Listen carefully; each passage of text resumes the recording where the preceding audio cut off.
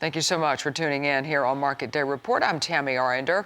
The big, beautiful bill contains a lot of spending in agriculture and the rural economy.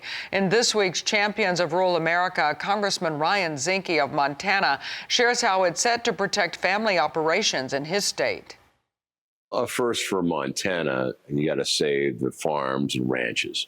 And what the big One Beautiful Bill did was make sure the death tax doesn't destroy family farms and ranches.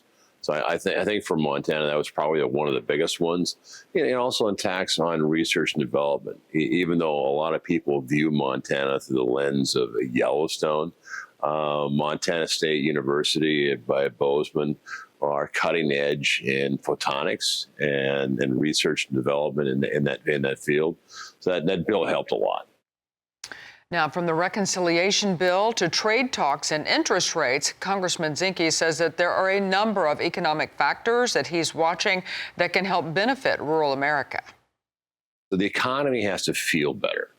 And whether you're a dishwasher or no tax on tips, a waitress, or you're not paying tax on overtime, I think the economy has to feel better for everyone. Second, the tariffs have to lead to trade deals. Of course, the big one is China, but the tariffs have to lead to trade deals. And finally, interest rates have to come down. With interest rates coming down, even a few points, that could mean the difference between being able to afford a mortgage or not, or a new car loan or your credit card, the interest rates, and what the government pays. So those three things, I think, are what Montana should expect. And when it comes to his home state of Montana, Congressman Zinke is advocating for legislation to ensure national parks remain both well-funded and accessible to all. I think, our American parks are really America's best idea. And we should look at revenue generators like a surcharge for foreign visitors, making sure that the money put forward goes to frontline our parks.